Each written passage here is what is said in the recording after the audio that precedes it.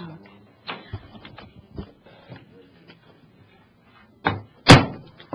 like to call to order this regularly scheduled meeting of the Ascension Parish Finance Committee on Monday, March the 10th. We will begin with the invocation and the pledge. The invocation will be led by Councilman Randy Cluot, and the pledge will be led by young Chance Banks, who is an honor student at Pecan Grove Primary. Welcome, Chance. Come up, and as soon as Mr. Randy says the prayer, you lead us in the pledge, okay? Name, Father, Son. Dear Lord, we thank you for this day. Lord, we thank you for the better weather, the warmer weather. We ask that you look over all the citizens of Ascension Parish and bring us through this and get everybody healthy. Lord, it's with heavy heart that we've lost some members of the parish here in recent days. We ask that you have special prayers for Mr. Jimmy Haynes and family, for the loss of his wife, Miss Antoine Haynes. We ask that you pray for the Hebert family and Leon family for the loss of young Lance Leon. We ask that you pray for the LeBlanc family for the loss of Mr. Elwood LeBlanc. And we ask that you pray for the Bourgeois family for the recent loss of Mr. Buck Bourgeois.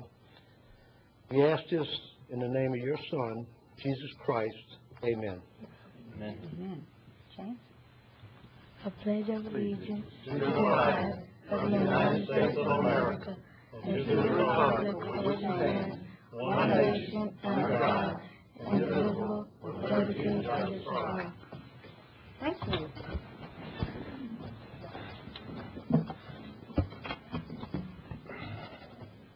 We have several members of the Finance Committee who are not here this evening.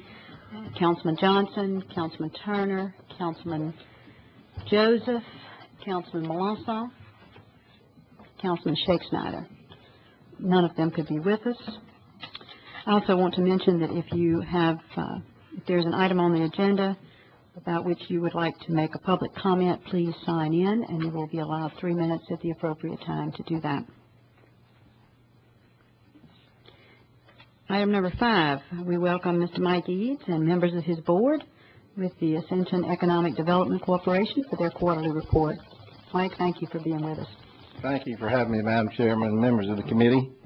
I'm pleased to reintroduce you to Lisa Laws, our project managers, and also two of our board members, Mr. Bill Dawson, our chairman, who's a parish president appointee, and of course Mr. Don Hanna, who is an appointee of this council. Pleased to have them with us. Thank you for being before here. you, a summary of 2010. This is the first time we've spoken to you in 2014. Give you a recap of what happened in the parish economic development-wise 2010. We had 10 projects that AEDC assisted, a little bit over $1 billion of announced capital and 254 new jobs. You see that little footnote down there at the bottom. So you actually had 2 other projects, substantial projects in the parish, the LNG plant at Shell Chemical and the logistics facility by Kinder Morgan, also announced during the year. AEDC was not involved in those. We don't count what we don't shoot, but it counts for you as far as improving the coffers of the parish. On your second page, one of the things we're able to do now, thanks to BRAC, is give you a little bit better picture of what's $1 billion and 254 jobs mean. And that's what we've done on the second page there. You see that in addition to the 254 direct jobs, these projects will create another 320 jobs, so you got 574 total. You see annual wages, about $29 million. Consumer expenditures in the parish, total consumer expenditures a little bit over $23 million. And in the parish, which does include the municipalities, by the way, that should translate to about $7 million a year in consumer expenditures. And local sales use taxes of about $316,000. Your temporary construction jobs, and those last, of course, a year or 2 or 3, would be about 7,800. With the construction firm themselves and another 1,456 with suppliers, for a total of about 9,200 jobs. And you see the income from that is about $632 million, bottom line resulting in sales and use taxes from just the construction of almost $7 million. Of course, this does not include any sales and use taxes that are going to be generated from the projects themselves on their construction materials and equipment. We're just not, at this stage, able to crank that into the equation. We are working on that, by the way. Anyway, if you got any questions about that, we'd be happy to answer. Now we bring you up to today, or this year so far. You see, we continue to experience a very high level of activity, in particular amongst what we call the A projects, which are the cream of the crop, the ones that we feel certain are going to locate somewhere, hopefully here. That we've got 12 of those working at $6 billion and 793 new jobs. We've had one announcement, a quiet announcement, but nonetheless, a company called Reagent Chemical. You may have, if you've driven down Highway 30 lately, seen them under construction at the property near the entrance of Line Copolymer. That they actually acquired that site from Line Copolymer. They take hydrochloric acid from a couple of companies down on the river and remarket it. They didn't make a formal public announcement, but they are underway.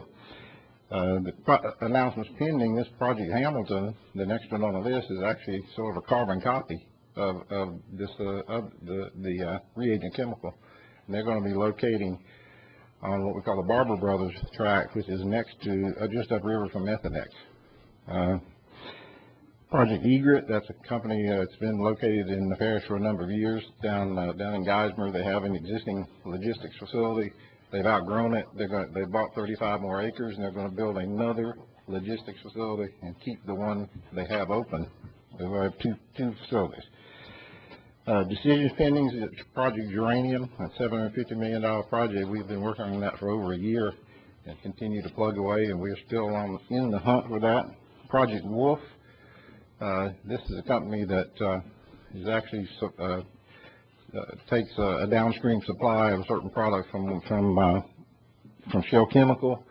They're in discussion with Shell about locating on a portion of Shell's property. They're also looking at Texas, but we feel pretty confident that we're going to be able to pull this one out of the fire and save it for Ascension Parish in Louisiana. Crawford Electric, of course, much in the news of late. Continues to look at sites, some of which are in the parish. We're hopeful to be able to retain that project in Ascension Parish. Is a very nice facility and very good employer. Summit Electric, you may have read in the paper, is really a competitor, I guess, of Crawford, but they are seeking a special use permit from the City of Gonzales to construct a facility on 44. So that should come up, I think, before the City Council in the middle of the month. And then on the next page, you see various other projects. Just a note there, we have called on Almadas, the company who bought Formet. They are back in operation and have met with the plant manager. They've hired most of the employees that were with Formet Burnside back, and we're very confident that they're going to be able to keep that place open and profitable here going forward. You see in our business retention expansion, we continue to make calls on a weekly basis to our existing industry. A couple of other projects we've got going on is the site evaluation, where we're trying to delimit vacant properties and not saving them is not the right word, but keep them on the market for economic development. But we've looked at over 100 sites so far. We've narrowed those down to the initial list of 21, and now to our board just approved last week, going to the next phase of this project, which ultimately ends up being the site certification from LED.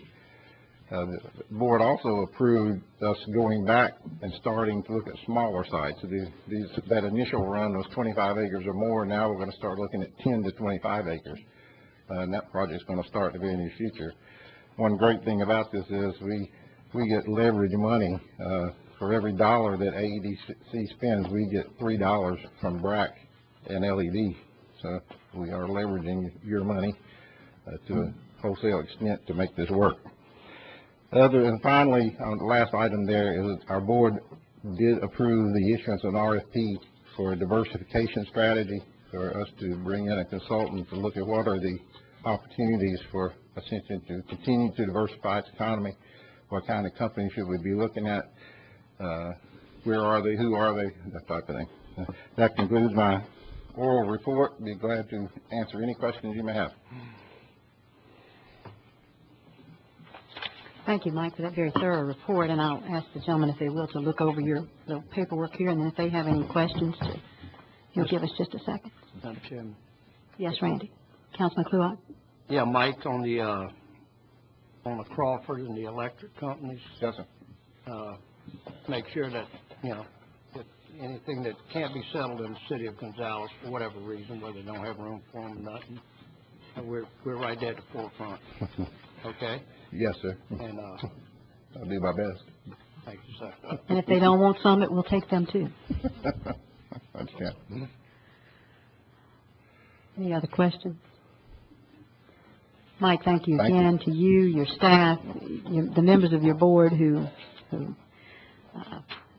stand on top of you, I know, and enjoy the work that they do with you. Thank you so much for coming. We Thank you. appreciate it. Good evening.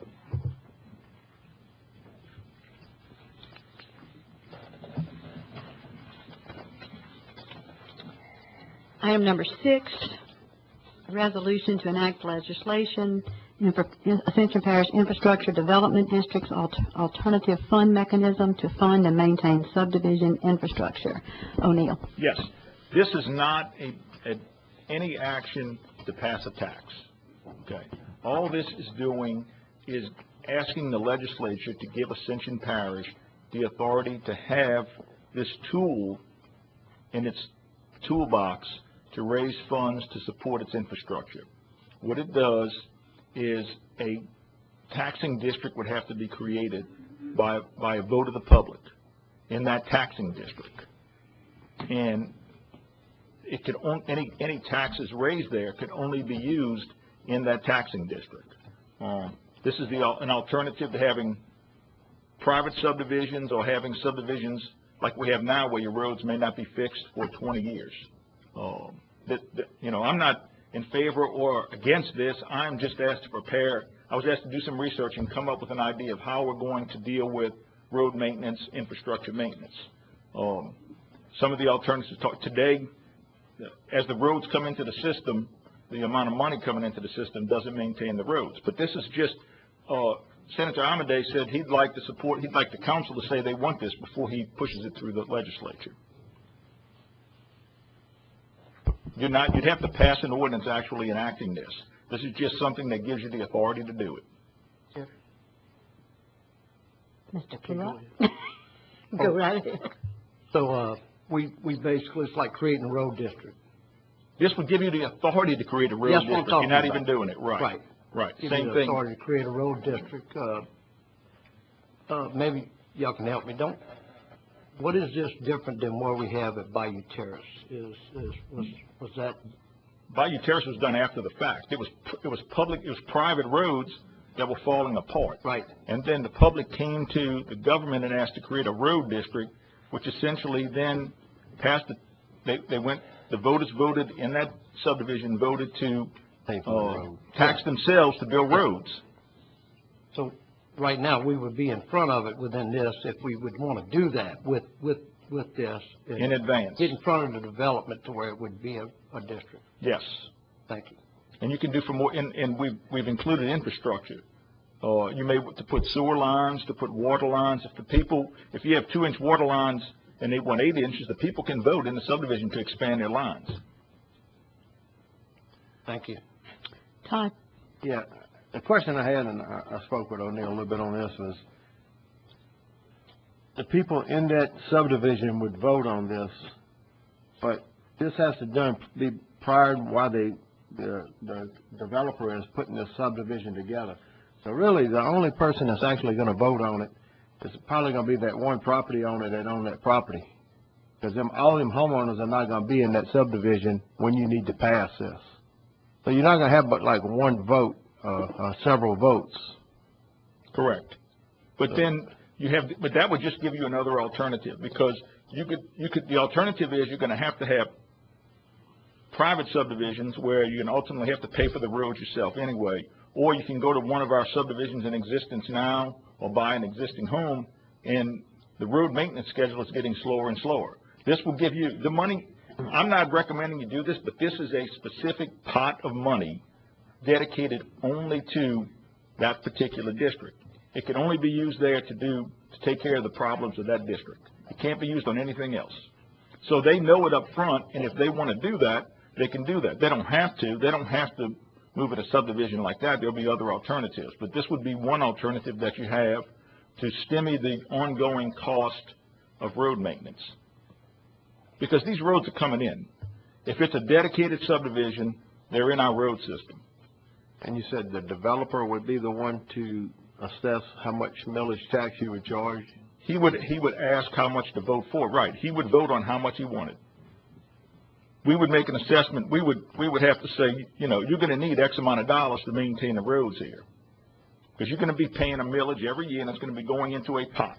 And at some point in time, that can be used to maintain it. I mean, it can be used to maintain it. The idea is that when you've got to completely redo the roads, you would have enough money to do that. And that's what the idea would be, to plan for that.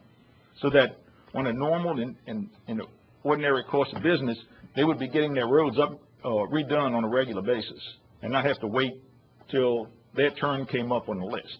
Their money would be there to do that. I know the homeowners would have an option, you know, in that subdivision, whether or not to purchase in there, whether or not, but still, they originally didn't pass that tax. They didn't vote on that tax, but yet, once they move into subdivision, they would be paid that millage. I'm sure all that's going to be up front on them and explained to them before they purchase a lot in these subdivisions. I mean, if you do, you do. Because we're talking about up to 20 mills, which would be a pretty steep, you know, can go up to 20 mills. Yeah. You know. I mean, you need to do your due diligence. I mean, I can't. Yeah. You know, somebody should do their due diligence before they make the most important purchase of their life. O'Neill, this would be available in their closing documents? Up front. It would be. So I mean, they would have to know the taxes up front. It's always in your closing documents, Mm-hmm. but it would not be. The alternative that was discussed was have the plat on there say these are private roads. They will never be taken into our system. So you're going to, pick your poison. You're going to live on a private road subdivision and pay for your repairs yourself. And I think we've got one where we've had a problem with that recently. Well, yeah, right on the other side of Bayou Terrace. Where they keep River wanting Highlands. to build to redo their road, and we told them no. It's a private road. And it says it cannot be upgraded, and we've continuously said no.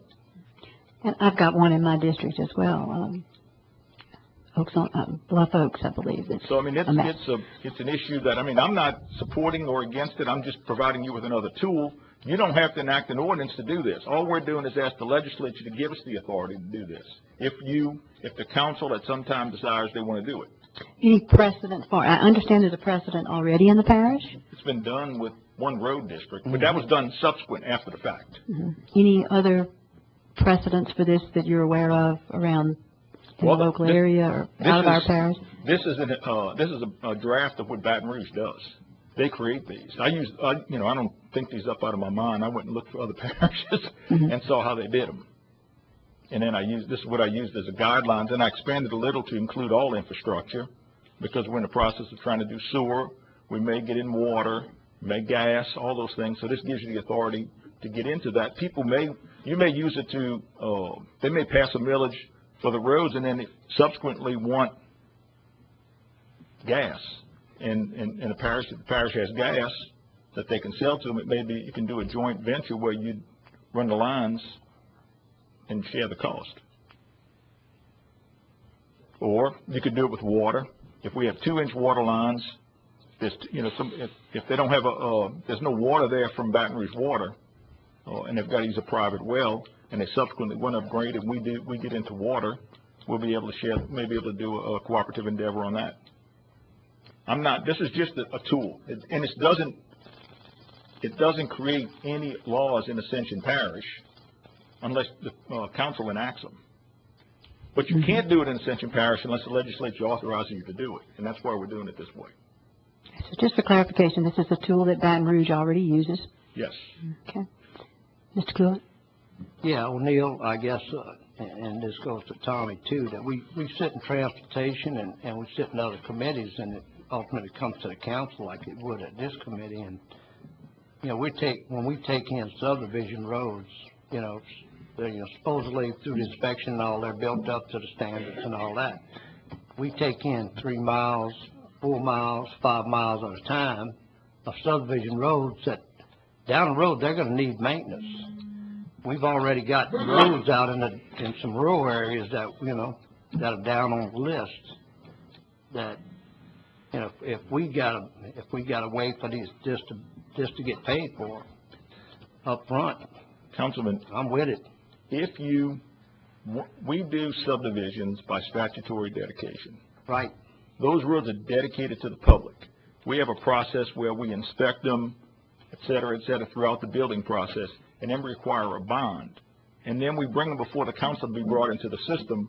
That's a day late and a dollar short. We own those roads already. Right. I can tell you. When we approve the plot, Supreme we own Court the road. says, right, Supreme Court says, upon the dedication and acceptance by statutory dedication, you own those roads. So you've got to maintain them. Either that or you can expose yourself to liability if you don't maintain them. All I'm saying, within the last 5 or 6 years, we've taken in a lot of road that's coming up for repair in about 8 years. Yes, but Okay. that's what I'm saying. We have these roads in Or our system, sooner. whether we want to take them in or not. Because first filing, second filing, third filing, and fourth filing kind of tears them up sometimes also. You know, if the developer doesn't have another access in, you know. Councilman Satterley? Thank you, Madam Chairman. I want to get behind this bill, or at least maybe, I guess our vote of confidence if we decide to do a resolution to support SB 278. But I guess like Todd, I too talked, O'Neill, just apparently with you in chambers before this, and I have some concerns, and then a new one that's popped up that unfortunately I haven't been able to talk to you about. Okay. So we'll deal with the old one first. I'm sure like yourself or anybody else in this room, do not want to see this become an omnibus bill with significant potential, frankly, for government waste and misuse of funding. If, for example, these taxing districts are passed, and as Todd said, 20 mils could be a whole lot of tax. And I read the bill, we could be taking 3 mils off the top to handle the bureaucracy for it, and wondered if we even need that part of the language. But that notwithstanding, you have guaranteed me in chambers, and you have said this evening already into the microphone, that the taxing districts can only be created by vote of the public. Again, I'm having a problem, kind of like I did back in the days of the ex parte language as it related to quick take. In this case, with the language that you have assured me says that the people would get to vote on it. Now, I see the establishment of the districts and therefore potentially the levying of a tax. I do see specific language in SB 278 that covers the public's right to vote on bonding the money out after the tax is, of course, levied. But the language you showed me, and I direct everybody in the council to page 4 of the 12-page bill, the very first line, reads something on my iPad tabbed out, but I wrote it down, to the effect that the taxing authority and the way this would come about would be, quote, in the same manner, ... as all other ad valorem taxes in Ascension Parish. As far as I'm concerned, that's not very specific enough language for me. And again, I'm not an attorney, I'm not trying to be one or anything, but I would greatly prefer for me to get behind this language that is specific, sort of like the bonding language, that states that this new tax, ad valorem tax, cannot, emphasis on the word cannot, be levied without a vote of the people.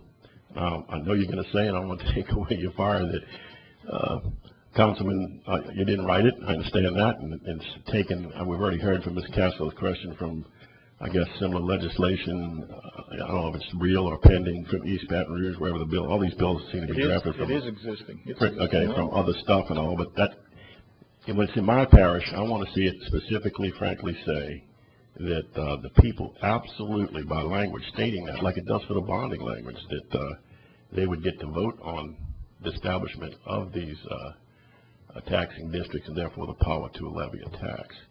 If that language is not in there, I cannot support a motion tonight to empower you to even draft the resolution, which likely, I'm going to guess, I don't know what you'd put in it, that it wouldn't have that any more language other than saying we support it as SB 278 exists right now. I don't know.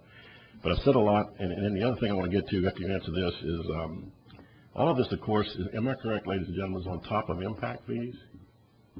Because we're about to establish, looks like going down the agenda a little bit, a committee to take a look into that, and that would seem like it would also have a similar purpose to raise money for infrastructure that we don't have in areas where new subdivision developments would be occurring. This is actually two different things. I understand it are. One's yes. internal and one's external. Now, I'm not, that's what I'm saying. But two ways to make money, though. Well, but this is purely for internal of the taxing district.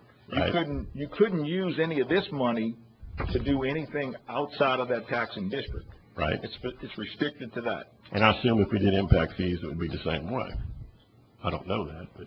Well, those, as I understand it, would be, I think what O'Neill is referring to is what is internal in the subdivision would be covered by this statute. Impact fees would cover the turning lane that goes in. It cannot cover the roads inside, nor can the roads inside money cover the turning lane. And the first question, Mr. Parrington.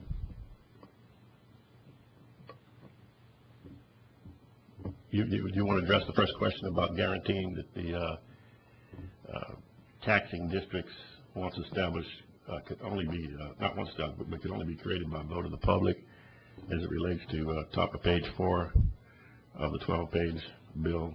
I mean, if that's how you'd like it, I'd submit it to Senator Amadei to see if he can make that change. That would be fine with me. I don't have any objection to that. Okay.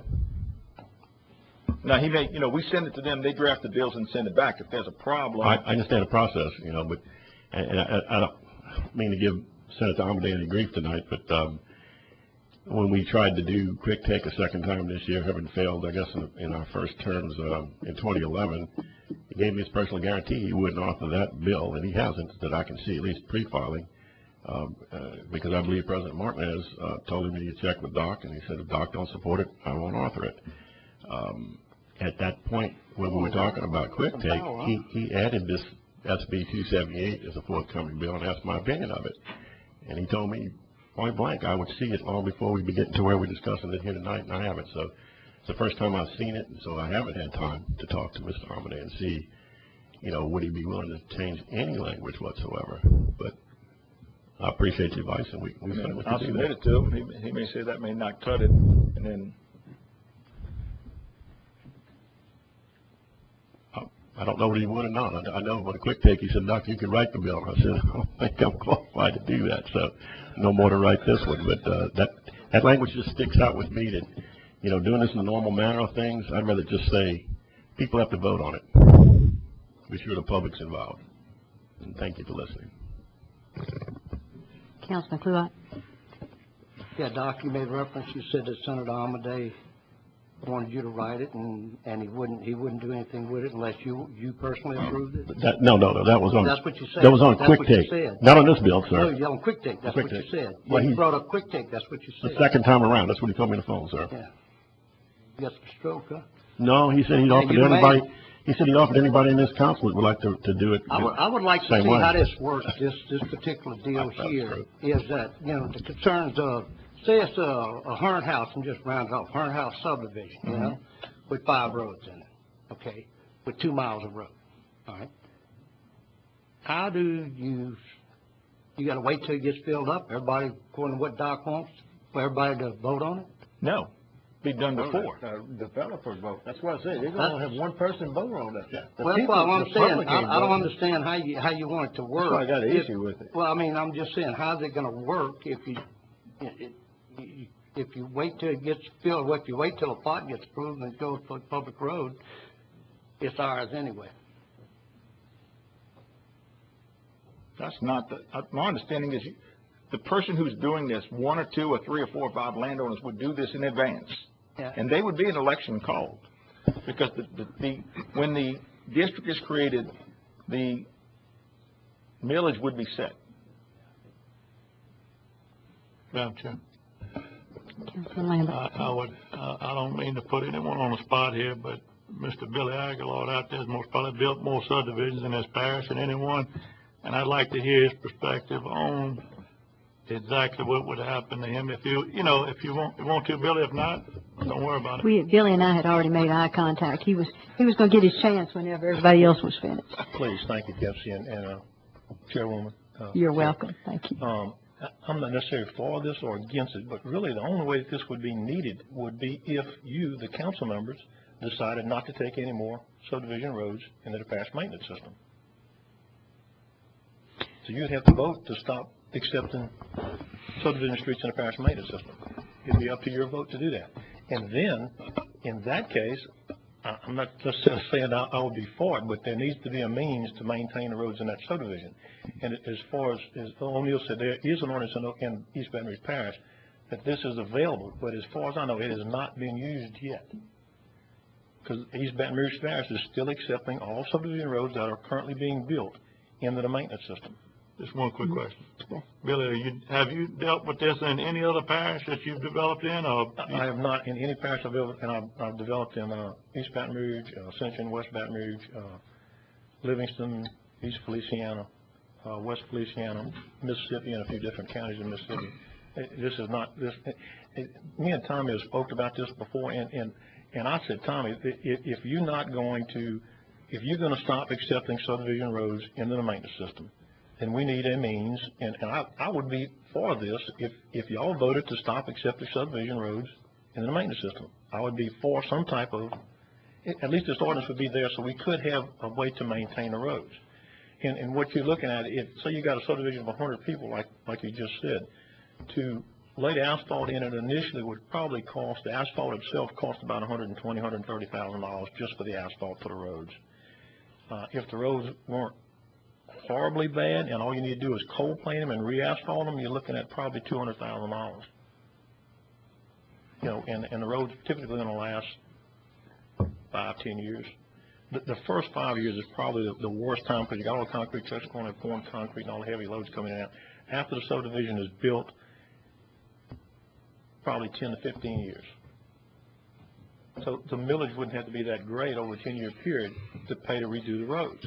And if this was the only means to have the roads done, instead of having private roads, I would be for this type of ordinance. Mm-hmm. Mr. Martinez. Well, you're coming to a point, I guess, in this situation to whereas, tomorrow night I've asked our planning department to come up with how many roads have been accepted, how many subdivisions have been accepted, and how many future roads that we're going to have to take in to the system. So we'll have some kind of number to work with. Now, this is just another tool that you can have in your repertoire. I know that, everything else is pretty much failed, but at some point you're going to come to an end to where you don't have enough money to maintain these roads. So at that point, you're going to be just like the federal government. The federal transportation fund is broke. The state transportation fund is broke. And guess what? The Ascension Parish transportation fund is going to be broke. It's clear the people don't want to pay any more taxes. So, at some point, you're going to have to get to a point to where you're going to have to make a decision. DOTD, they have 16,540-something miles of thereabouts. That's what they take in, and they don't take in any more in. So you're going to have to, at some point, do the same thing. You're going to have to set some kind of limit, because if not, you're going to go back. You're going to go back to gravel roads. That's what's going to happen, because you don't have enough money to maintain the roads that you do have. And it's going to get to that point. So, I don't know. I never hear any other solutions up here. We talk about this. I'm not for this. I'm not for this. I'm not for that. But that's okay. Down the road, somebody's going to have to be for something, okay? Because we can't continually take in roads at the pace that we're going to have to take them in. I think tomorrow night, I don't remember how many roads that's on the list, quite a few miles tomorrow night. So I think every mile, Jason's going to give us a little cost factor on that, about $140,000 a mile to overlay a road. This is just a tool. Nobody's asking you to do anything. Along with. If you're gonna look at impact fees, look at impact fees. That's just a different thing. But that's not gonna stop the amount of roads coming into the system.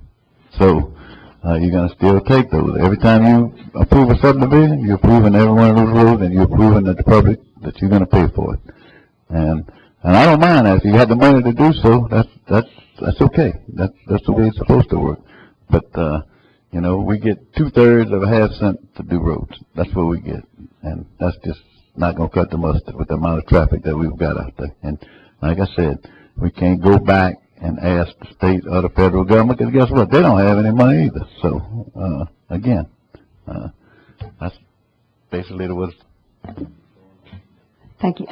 Just 1 second, Councilman Satterley. Yeah, thank you, Madam Chairman, and thank you, Mr. President, for your comments, and Mr. Aguilar yourself. And this comment is directed at either, well, at all of us, not just you two guys. I think everybody in this council needs to realize we have now gravitated to discussion of just about roads. SB 278 clearly addresses much more than that. It's very broad-based in terms of infrastructure in general.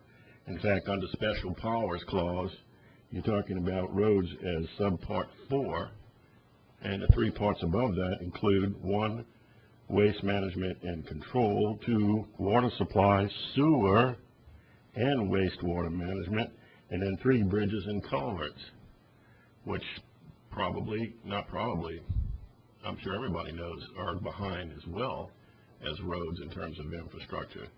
So the problem is bigger than that, but I want everybody to realize that this bill would allow any and all of that in terms of whatever taxes would be levied in that 20 mills. And then final points. I mean, I kind of glossed over it, but I'd rather see President Martinez's office, for example, oversee the tax if the people were for it. Let's say that language is in there, whatever, and the people do vote for it and they want it, et cetera, then having powers for this governing authority or the one that's going to follow us. Hey, 2 years from now, a lot of us might not be here, myself included. If that's the case, do we need another board? Maybe we could do this in-house and not use 3 of the 20 mills for that, as I called it, earlier level of bureaucracy, and put it more toward the roads, the wastewater management control, the water supply, the sewer, bridges, culverts, you name it. I just want everybody to be aware this is more than just roads, right? Councilman, it authorizes the district to allow the parish council to serve as their board, which is one of the intentions. Right. And the 3 mills, it's a limit of no more than 3 mills. Right, which we may do right on here, but we may not. And the guys after us may turn around and say, no, let's now create a board. Right. The bill does allow for the parish council to do that. Right. With the idea would be that you'd have an intergovernmental agreement with the district, just like we do with the drainage district, where basically it's run as part of the parish. Right, but the alternative way, though, when you agree on it, would be to leave that second language about creating a board out and just leave it in the hands of the governing authority. And then later on, if you don't think that's working, it's too much work on us or our predecessors, our successors, to just go ahead then and create a board then. You could always do that. I mean, I'm just trying to think of ways to save money, period. I fully realize these taxes didn't pass, but I think when they didn't pass, they sent the mandate to us rather convincingly that, we want parish government, we want all these things. We want the roads, we want the sewer, we want the water supply and waste management, et cetera, all fixed for us, but do it within existing resources. And while that might be an impossible tax, I think we've shown a little bit already, at least the utilities group, that, and I know Mr.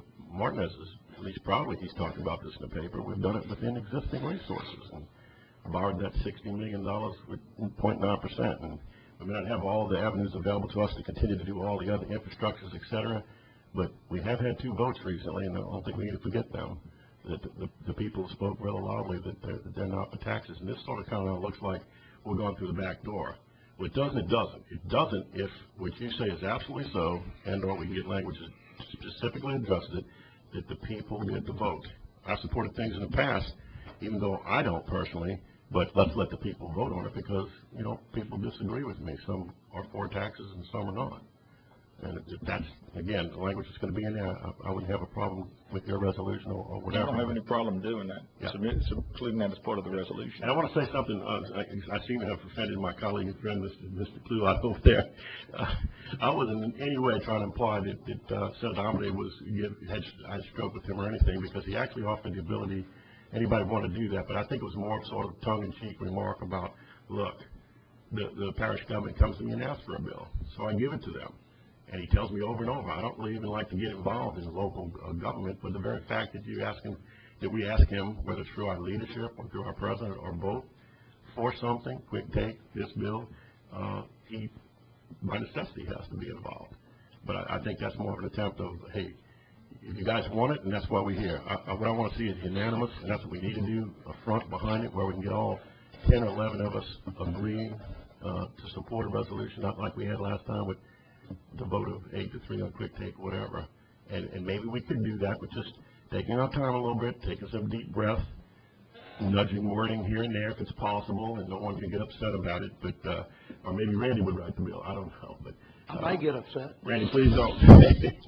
Please, I don't have any Y'all right stroke. long as we do it I your don't way. have any stroke whatsoever I with Jody. understand y'all right long as And I we think do it your way. I think he actually had good intentions and wanted to send it to me and everything else, but, you know, time gets in, he's got lots of bills to file and lots more yet to do and so forth. But, and I'm glad tonight, this is refreshing. I mean, we have a discussion here. I don't see a resolution in front of me yet or anything like that, and we can vote to have one and then talk about this again and so forth. And I really appreciate that. Last time on Quick Take, it was like the day of the resolution we were seeing materials. I know Councilman Lambert and Councilman Lawson and myself, we all spoke against that and said we need to do better, and I think for a large part we have. And so tonight's an example of that because we're just talking about it right now. Okay? We're just talking about it. Thank you. Councilman Lambert? Yeah, I got something the past president said about, federal government and the states going broke, you can't get any funding from them. But we can't keep bailing out state agencies with our road projects that we're doing right now. If our road projects are going to go down that quick, there's a lot of funding we're putting in on state highways right now. 42, 73, all your turn lanes, 431. I know we don't have to do them. The state say, oh, the parish should bail us out. So we go ahead and take them in, and we spend millions of dollars on bailing out, and that's where a lot of our funds are going for our parish roads. I don't know, you can probably tell me the numbers. I'm not sure about how much money now we're spending on 42, 73, 431 on joint ventures with the state projects, which is quite a few dollars. I'd probably say about $10 million that's done, but all those are improving our roads also. I don't disagree that we travel them, but we are paying state taxes just like we pay parish taxes, and we don't have anybody to bail us out when it comes down to the end of it. Well, we're the last, we're the bottom. Well, so if we run out of funds, guess what? Right. Well, that's it. it's sad. If we're that close to running out, is what I'm saying is we need to be maybe a little bit more conservative on how much we're spending on state highways comparing to our parish roads.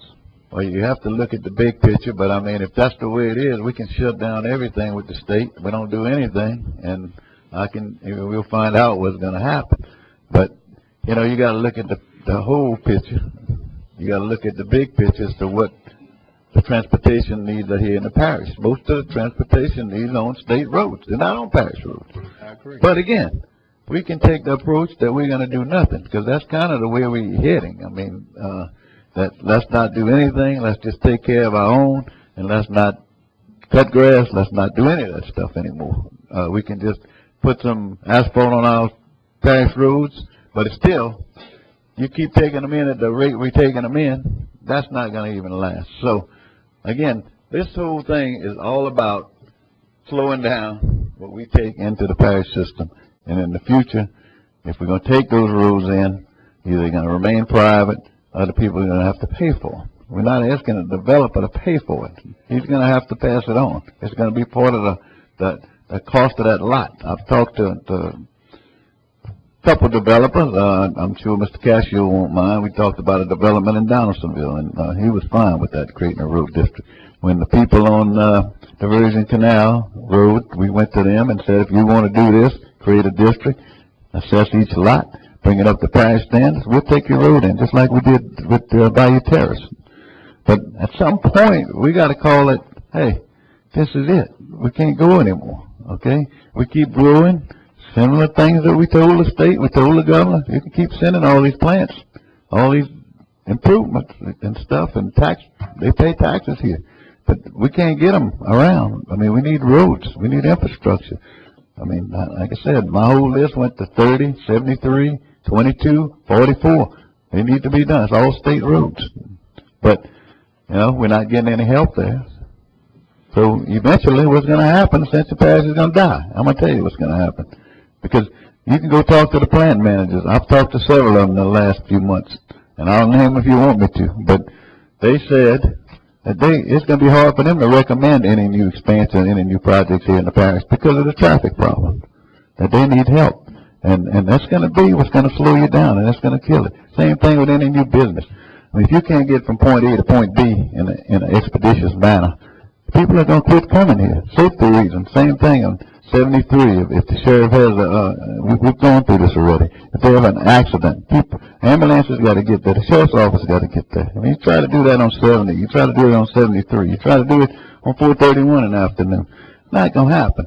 It's just a big picture that we have to look at. We can't just be narrow-minded and say we're going to take care of our own roads. It doesn't work that way. But at some point, we need some help.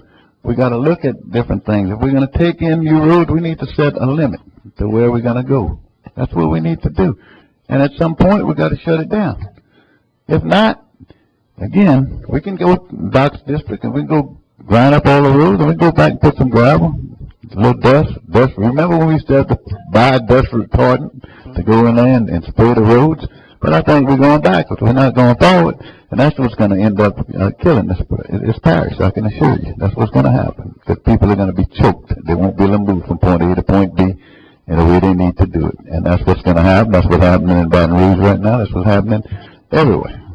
So I don't have the answers. Todd, I'm just trying to give you realistically the view of what's happening. But being on the transportation committee for quite a few years, you know, we've talked about increasing the bonds on the roads that we do take in, because like the developer just said, after 5 years of a new development, your roads are in pretty bad shape with all cement trucks. Where are we at on that? You know, we have asked at the committee many times to increase the bonds from 1 to 2 years to up, or so we can get actually better roads built, or that can handle, you know, the infrastructure that's put on them while they're getting built. Especially the second, third phases, you got to go through the first phase that gets torn up. We need to maybe concentrate a little bit on that also, which would help the turnover on these roads a little bit. Mr. O'Neill, can you give us something? How much can we bond roads for? Can it be prohibitive to that? I mean, they become our roads immediately. I mean, how long you can bond them is, I mean, I think we've talked about that, but nobody's ever brought it up to vote on it. We just, you know, maybe 2 years is the max you're going to get. I mean, if you want to vote on it, but you can't, the people have to vote. The council has to vote to make that. It's not it's not only a legal issue, but it's a voting issue. I mean, it's been talked about for years, but nobody's voted on it. It's never come from, I think administration looked at several options, but never brought. We did look at them, and I mean, approximately about 2 years about the max you're going to get. They can't bond them any longer than that. I think No matter what is your road. Once you approve that subdivision, the way our laws are written now, that becomes a public road. Once you accept that subdivision, that's it. That's our road. We're responsible. Change the laws. That's a state law. Okay. Unless you want to do away with dedication, then you're going to go to private roads, and that's where this dilemma has been. When we went to the police jury convention about 13 or 14 months ago, the big issue came up about the dedication of roads. It's always been accepted that the dedication of a road transferred it to the public. Some of the property owners in North Louisiana are disputing that because they want the oil revenue on that. They didn't reserve their mineral rights. You can reserve your mineral rights, but up there they didn't. And so if you look at statutory dedication, which is the way that we build subdivisions, they have those dedications on them. And if you go to the treatise on statutory dedication, upon the acceptance of that dedication, it becomes part of the road. Once we accept that subdivision, they're our roads. We're requiring to post bonds, and I think about 10%, but in the first year or two, it's not the problem. It's usually after that, but we're setting standards. We set the rules. We tell them what they got to do to build, how they got to build, everything like that. At some point in time, your regulations become a taking of people's property. I mean, that's a administrative taking if you start making the road cost more than what the land costs. All right, thank you, sir. Mr. Cluett. Yeah, just real quick, if we continue to take in the roads, and I'm not against it, I'm just telling you, you know, the area I represent is 95% rural, okay? That I got some roads that are gonna need some repairs that might only have 10 houses on it. When the grading systems and everything that's coming about, and you look at the traffic study and you put the little traffic marker on there, well, you know, I have some roads that may not have the same traffic, or might not even be in the caliber of traffic of some of the smaller subdivision or the bigger subdivision roads up in the north end of the parish or in Gonzales and several places, you know, outside in other districts, okay? And my roads are gonna fall by the wayside. And I thank you, Jason, for correcting me. I'm wrong. I appreciate that. Sorry, I'm not being trying to be contrary, but the way we choose roads is By need. Not Right. By how damaged they are. Condition. And by need. Yes, I understand. Okay, so I'm wrong about that. Okay, and what he said, he wasn't at the microphone, but he said the roads are they're prioritized by need. Okay, well, the need of some of the little rural roads that I have are not gonna have the same pressure, the same amount of people coming to the podium as some of the other places where we're taking in miles and miles of subdivision roads that were built at a better standard. We're going back and fix the evil sins of 40 years ago on some of the roads in my district, okay? All right? And it's costing money. I just see that we're continually taking in roads, okay? If the budget won't allow it, you know, this may be an option. I'm telling you, it's just, I see it all, we see it at every transportation meeting. We've taken in roads. There's a lot of plats that's out there that we've already approved to be built. I have no idea how many miles of road that is, and I'm sure we'll get that. But I still see that the higher visibility going to the greater number of people on that road, okay? And that may be a true statement, okay? I got areas that are not gonna be improved, not gonna be widened, not gonna be fixed, not gonna be going back down, taking the marshmallows out of it. You know, it's just gonna have some patching and some overlay on it every now and then. And I think, Doc, correct me if I'm wrong, but I think what O'Neill talked about, the multiple uses for this tool that you could, if you wanted to, could be for other utility things. Am I right, O'Neill? Yes, everything that's. It could be. It leaves the power of the people within that subdivision or within that voting district to decide where their taxes will go. It might not just be on roads, so it might be on bringing in better water systems, bringing in better something in infrastructure. All it's doing is, in the future, gives you the tool to decide whether that road, and gives the developer the tool to decide whether he wants it to be a private road or does he want the people in there to pay for it and pay for the repairs. That's basically what it does. Thank you, sir. And as I understand it, for clarification, it would be full disclosure at closing that this is the circumstances of this property, so you do not have to buy a house in a place where you would be paying this tax. You can buy a house in a place where that is not necessary. Am I right?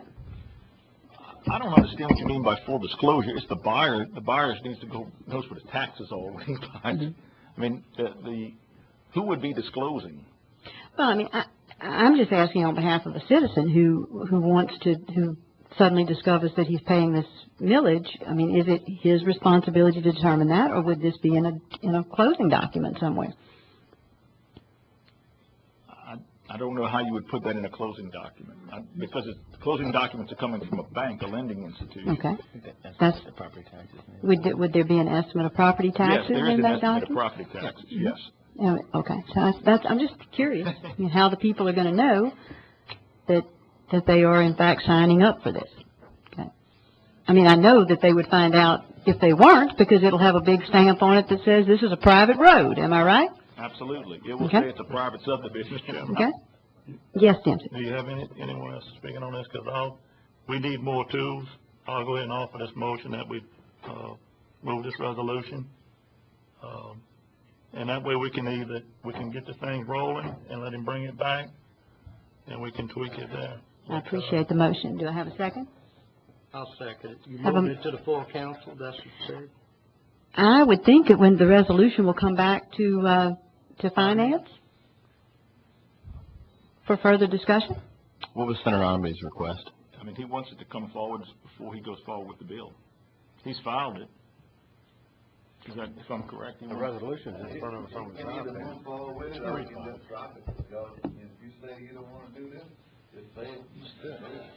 Well, it can go straight to council, and then we can debate it there. He just wants to know that the council is going to support this, I guess, because of this other incident with the quick day. Yeah. Mhm. Saturday. And does he require 100% support? Have to ask him, I don't know. I would think, it would be good. Then I think it's unrealistic to expect that. But I'm happy to move it forward. I've got a motion and a second. Any, Point of order, Madam Chairman, is the motion, I think Chris had asked that, I'm not sure it's answered. Is Dempsey's motion coming back here for us to see the resolution, or is it going to the full council? Up to the person who made the motion. it's up to, that can be up to Dempsey. Let's do it that way. That way we can hash out Time. any other questions or anything that O'Neill can bring up. That way means back here. I think we need to go ahead and bring it to the full council. That way, how quick is he filing? It's pre-filed. It's already filed. Let's bring it straight to the council. We'll hash it out there. Okay, that's fine. I have a motion and a second. Any I further discussion? got it, yes, please. Councilman Lohr? We just continually hear from residents that growth needs to pay for itself. I feel like this is one of those tools that can help do that, along with perhaps impact fees. And Mr. President, your comments earlier about what happens if we do nothing, I think are appropriate. And I appreciate, even though I know we had a long conversation, you and I and me and O'Neill as well, about this. I appreciate anything that can help us improve the current situation, because I think the status quo is unacceptable. I think this can help to stretch our road budget that we have now, and do more with less. To the comments earlier about doing more with less, squeezing, doing what we're able to do with sewer, that was certainly a great move, I think, and I'm appreciative that the council and Mr. President decided to do that. But what that has left us with is that all our excess dollars is pretty much going to fund sewer. So we're able to do that DEQ loan. So that, in a nutshell, means there'll be less to go around for recreation, etc. So it's just we are facing the demand for their roads as we're taking them in is exceeding our capacity to meet that. And so I think we have to look at alternative tools, whether or not we, if this resolution does indeed pass the legislature, when it comes to us adopting an ordinance to make it actually happen, we could perhaps address a lot of these issues and clarify it however we see fit. But I just wanted to say that I appreciate anything that is trying to improve the status quo, because it's just, I think if we do nothing, we are on a downward trend. Thank you. Thank you, Chris. All right, so we have a motion and a second. Any objections? Hearing none, that motion passes. Moving on to agenda item number 7, the introduction of an ordinance amendment to provide for an increase in the fees assessed by the sheriff. O'Neill? Yes. The only reason the sheriff has not raised his fees in over 10 years, some of these fees we pass on in our charges, so we need to include them. We need to amend the ordinance to allow that. I move that we move this to the full council. That's second. I have a motion by Councilman Kluwat, a second by Councilman Lambert. Any questions? Any objections? Hearing none, that motion passes. Item number 8, Ascension Parish Fire District 3, Domain Design Architecture, Project Substantial Completion and Approval of Change Order 002 for Station number 33, and we welcome Mr. Michael Batola to the Good evening. I'll try to make this quick. As you know, we had the fire station on Duplessis Road. We have reached substantial completion where the contractor has finished his basic contractual obligations. We have one change order number 2 for additional days with the crazy weather we had in January with the freezes and the rains, January and February. And then we have on there the delays caused by the utility company, and that was because with those delays with the frozen weather and everything, they were not able to get out there and turn the power on because their crews were manning other issues. So that just kind of pushed the actually getting the power turned on at the station so we could get the final fire marshal approval. We have received fire marshal approval, and we have narrowed it down to some items on the punch list, but for basically we are complete with the project, and we ended up with a net zero of cost additions for the whole project. So we're asking for substantial completion. There are still a few outstanding items. I know one of them is the swale on the side of the property that we've discussed before, and at this point we have brought a civil engineer out there. They have shot surveys to make sure that the water that is draining off of our property is staying on our property and draining to the back of it. We are going to do some additional work just to make it that much more pronounced. We're waiting on Energy to relocate that energy pole that is right in the middle of the swale before we can do that work. But once they get out there, we've talked to Mr. David Herring, and he is helping us get that relocated quickly so we can do that work. But everything we have right now shows that the water is draining to the back of our own property and not going to the neighboring property. We're just going to make it a little bit more obvious. Okay. Make that motion, I have a motion by Councilman Todd Lambert and a second. full council. Do I have a second? Second by Councilman Randy Cluott. Any questions? Mr. Snyder? Yeah, the gentleman you mentioned, sir, is with Entergy? Yes, David Herring is. So, just in case my constituents listening tonight, we do have a parish request in formally to Entergy to move. Yes. Thank you, sir. Yes. Having a motion and a second, any further questions? Any objections? Hearing none, that motion passes. Thank you, Michael, for the beautiful work on the fire station. We appreciate it. Agenda item number 9, Ascension Parish Grants Office, Washer Hill List and Cabinets, Architecture, Approval of Change Order 002, Sorrento Community Center. Ms. Martha Collins, welcome tonight. Thank you, Madam Chairman, members of Finance. This is a change order to basically renew the contract for this firm. When we started, they were done by change order because we had dates and substantial completion dates tied to it. So we had to come back and ask for a change order. This is just a renewal of their contract to extend to complete the task. So moved, Mr. Chairman. Have a motion by Councilman Dempsey Lambert, a second by Councilman, who was that? I'll take Councilman Satterley. And do we have any questions? Hearing none, any objections? Hearing none, that motion passes. Thank you, Martha. Item number 10, monthly contract report. Ms. Sandra. Good evening. Good evening. You each have in your packet a list of all contracts that was entered into in February, new and renewal.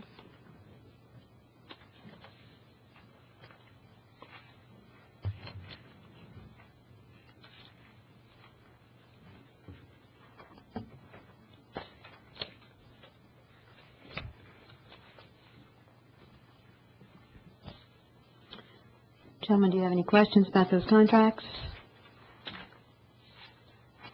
Then I thank you very much for your report.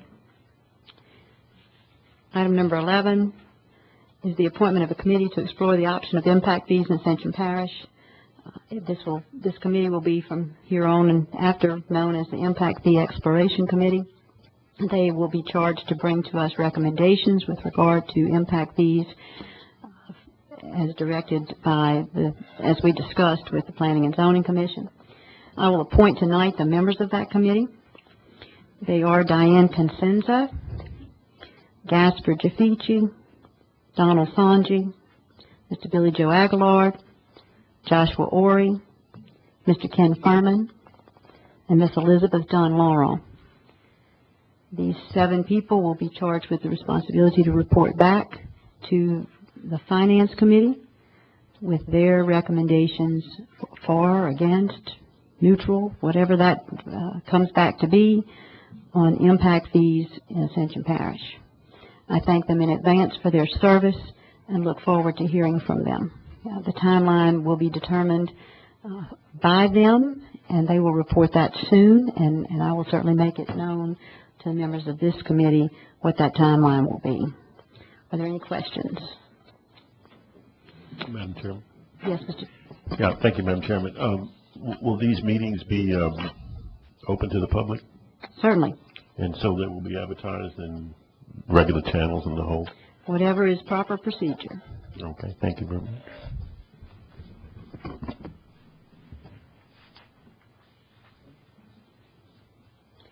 Moving on to item number 12, the sales and use tax report. Ms. Gwen?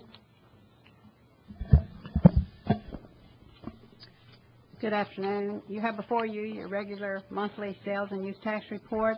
This is the collection month of January, which represents December sales. And you can see all three of our districts, Ascension Drainage, Sales Tax District number 1 and Sales Tax District number 2. The first month of the year compared to January of last year they're all down. And the reason for that is because in 2013 there was a rather large audit, and there were no audits in January collections of 2014. If you would take out that audit, the effects of that audit on each district, they're up about approximately 5% from last year.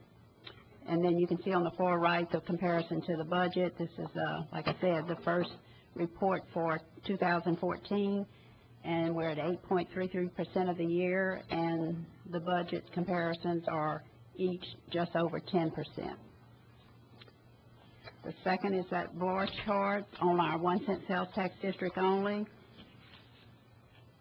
And you can see where 2014 is in the blue versus 2013 in red, and you can see the effects of that audit, especially in the petrochemical industry. And the next page is our pie chart, and it shows where our taxes are derived from. It gives you an idea where the sectors are.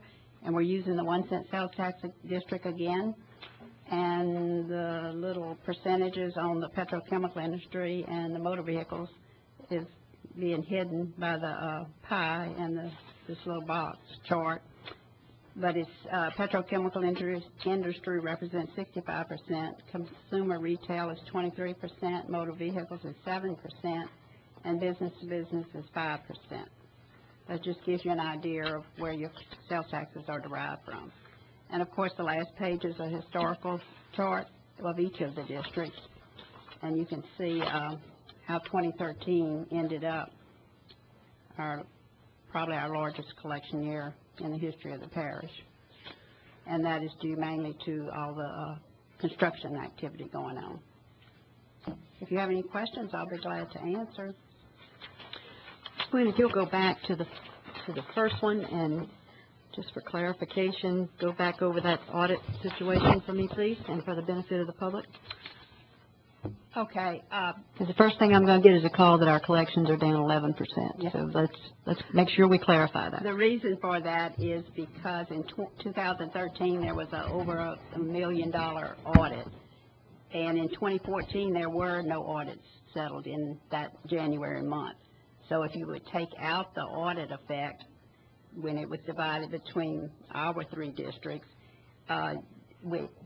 all three districts would be up approximately 5% year to date. And of course, January to January is the same figure because it's the first reporting month. Thank you for further clarifying, or re-clarifying. Any questions, gentlemen? Moving right along, item number 13, the revenue and expenditure report. Ms. Amanda? Good evening. Before you, the financial reports for the month of January 2014. On page 1, total revenues are at 10.42% at 8.33% of the year. The funds highlighted in green are funds that are under the budget by 5% or more. There are 4 operating funds and 9 capital funds that fall into that category, and on page 4 is a report that explains those funds. On page 2, total expenditures are at 16.02% at 8.33% of the year. The funds highlighted in green are funds that are over the budget by 5% or more. There are 9 operating funds and 7 capital funds in that category, and on page 5, there's an explanation of those funds. On page 3 are charts that compare year-to-date revenue and expenditures for operating, which is the yellow bar, and capital, which is the blue bar, to budget, which is your green bar. And on the last page of the report is a list of all checks issued in January 2014, over $100,000, and the total of those checks are $5,081,013.11. If you have any questions, I'll be happy to answer.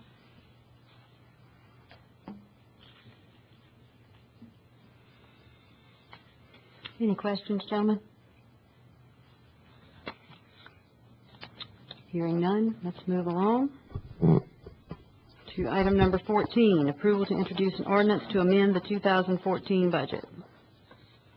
Good evening. You have before you an ordinance for budget amendment number 1, which reads as follows. An ordinance to amend the ordinance approving, adopting, and appropriating the 2014 operating and capital budgets for the Parish of Ascension, adopted by the Ascension Parish Council on the 7th day of November, 2013. Section 1. The Ascension Parish Council hereby ordains that the ordinance approving, adopting, and appropriating the 2014 operating and capital budgets for the Parish of Ascension is hereby amended, approved, and appropriated as follows. Operating budget. ACUD number 2, expenditures and other financing uses. Transfer out CDBG Construction Fund, $253,000. Capital budget. CDBG Construction Fund, revenues and other financing sources, transfer in ACUD number 2, $253,000. Expenditures and other financing uses, CDBG Parish Sewer Construction, $253,000. Motion to move the ordinance. Have a motion to move this ordinance by Councilman Kluwat and a second by Councilman Todd Lambert. Any discussion? Any objections? That motion passes.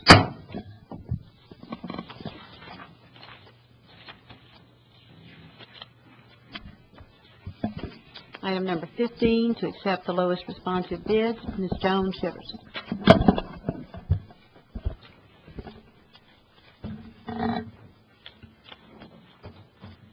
On February 25th, 2014, the Purchasing Department received 1 bid for CRS-2 asphalt emulsion.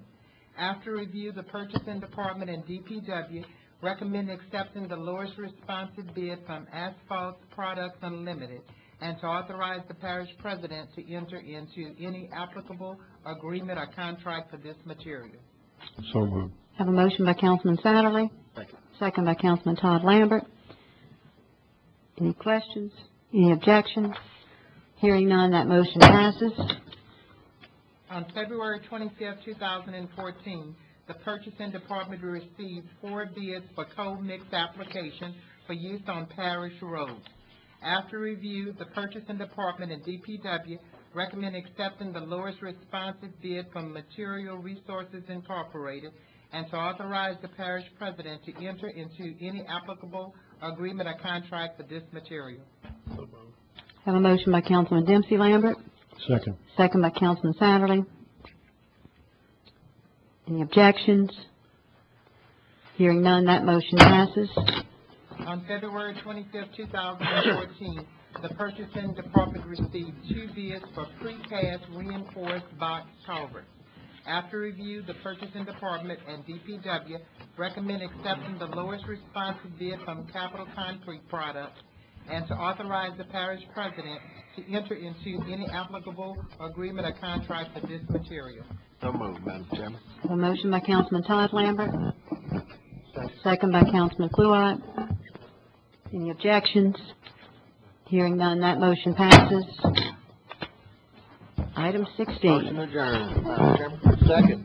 I have a motion and a second, and I thank you gentlemen for the very healthy meeting. Meeting is adjourned.